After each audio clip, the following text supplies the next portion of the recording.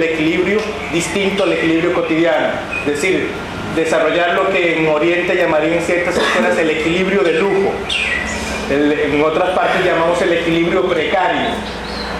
Entonces, al final los tres grupos parece que han caído, bueno, de todas formas esto es un taller, es interesante. Los tres grupos cayeron en la noción de expresar, como que parece que los actores occidentales, si no estamos expresando algo, nos sentimos no actores. Es decir, la intención del ejercicio es desarrollar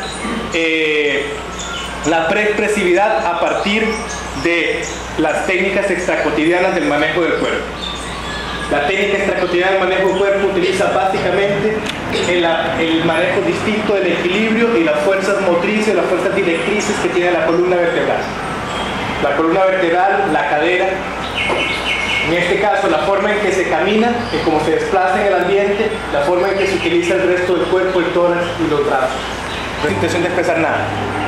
Y tenemos estos ejercicios, como decía al principio, tienen la intención de que cada uno conozca los mecanismos de su cuerpo, hacer una disección del cuerpo de cada actor para que logre una mayor presencia escénica en el escenario.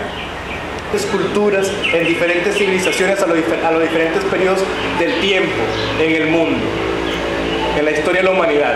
Así encontramos que las posiciones del equilibrio precario se desarrollan tanto en las danzas aztecas como en el teatro azteca, como en el teatro maya, y esto lo podemos ver en los grabados que existen tanto en Chichén Itzá como en Tenochtitlán y en otras zonas, y en otros grabados, en otros códices que podemos encontrar ahora precisamente con el ejemplo de ustedes. Estas posiciones de equilibrio precario son muy parecidas a las posiciones de equilibrio precario de las islas de Bali. Son muy parecidas a las posiciones de equilibrio precario del teatro No y del teatro Kathakali.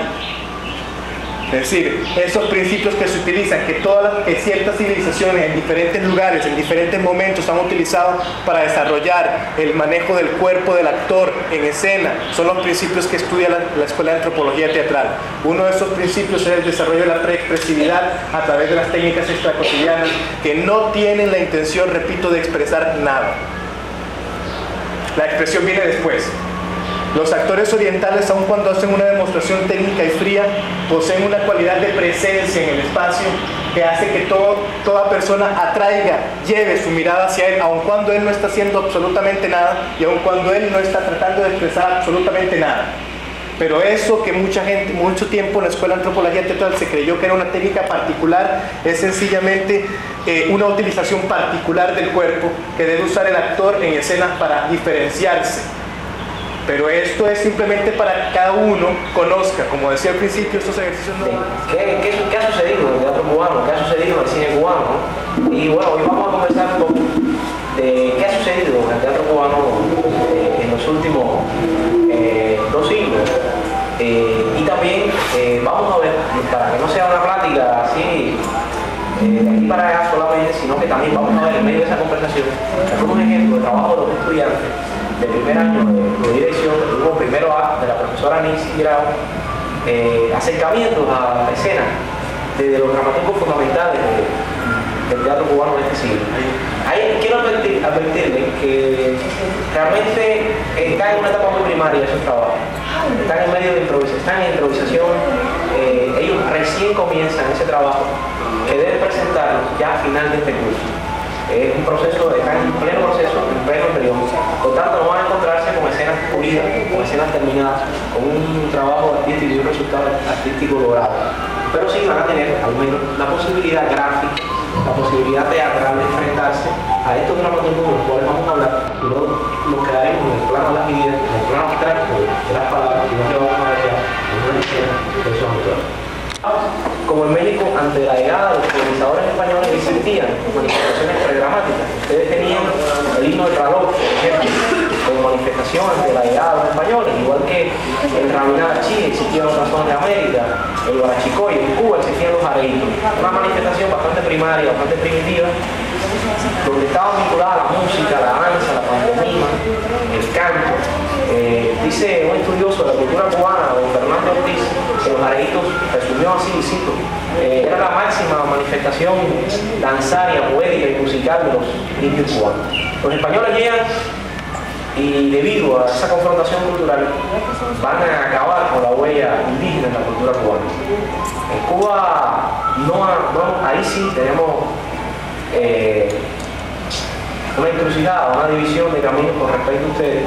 Debido a que en ustedes la huella indígena sí se conserva, hay una fuerte huella de diversas culturas indígenas, en el caso nuestro no. Hoy día en Cuba quedan de los indígenas algunas voces, quedan de los indígenas el casabe, que es una especie de pan que hacían a base de yuca, y quedan los indígenas apenas algunas familias en la zona montañosa de Baracoa que todavía conservan algunos rasgos y algunas de las costumbres de aquellos indígenas. Pero noticias en Cuba, en La Habana, de Corpus Christi, manifestaciones teatrales de carácter muy ligado a la religión cristiana y que conserva una concepción teatral medieval. Pero que junto con los españoles llegaron los negros.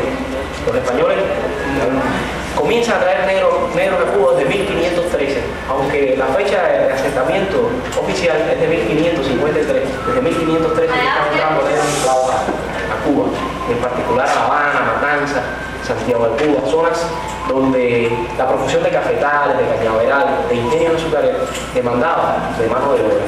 Y los negros vienen con su cultura y con su teatralidad, sus magias, sus ritos, su forma mimética de explicarse el mundo. También implica un modo de asumir el teatro. La cultura española y la cultura africana son las que realmente conforman ese mestizaje, esa mezcla cultural que es hoy la cultura cubana. Y en el teatro que está presente esa mezcolanza, ese maridaje, como diría Carpentier, entre ambas culturas. El teatro cubano, la primera obra firme que se tiene es en 1730 al 33, en 3 o 3 años, una obra del habanero Santiago de Pitti y Borroto, llamada El Príncipe Jardinero fingido gloriado. Y saltamos al siglo XIX, donde sí va a existir un movimiento teatral importante, encabezado por Gertrudis Gómez Avellaneda, una rara avis, como ha sido bautizada por un investigador del teatro cubano, porque fue una dramaturga muy dotada, tan dotada, que es considerada como la mejor de todas las dramaturgas del idioma español, en todas las épocas. Es un caso parecido al de Juan Ruiz de Alarcón, alguien que, bueno, veía algunos trabajos de Enrique Tureña en torno a la mexicanidad, una defensa de la mexicanidad de Juan Ruiz de Alarcón. Acá tenemos un investigador muy afamado llamado Cintio Villier, que también tiene un libro suyo llamado Los cubanos de la poesía, una defensa firme y sólida de la cubanidad de Gertrudis Gómez Avellaneda. Pero Tula, como también se le conoce, tiene elementos de cubanidad en la novelística, en la poesía. Sin embargo, en todo su teatro no se descubre ni un americanismo, no se descubre un cubano por escena. Algún elemento, alguna anécdota, algún rasgo que denuncie su verdadero origen. En los 22 años marcha a España, a Madrid, conquista España, conquista Madrid y se convierte en una de las autoras mimadas, en una de las grandes estrellas del teatro de la corte española. Sin embargo, al teatro cubano no le entrega nada, no le aporta nada en su intención balbuceante de decir y de hacer culturalmente de una forma diferenciada a la española. Ahí está José María Heredia, ahí está José Jacinto Milanés, quien da nuestra pequeña primera batalla de Hernani, cuando en 1838 estrena en el Teatro Tacón, en esa zona donde hoy está el Gran Teatro de La Habana, de García Lorca, donde Alicia Alonso, el escenario de los grandes éxitos del Ballet Nacional de Cuba, donde Alicia Alonso ha centrado su sede, aunque no en los últimos años, ya anda por Madrid. Ahí se estrenó El Conde Alarcos, una obra importante y fundamental del siglo XIX,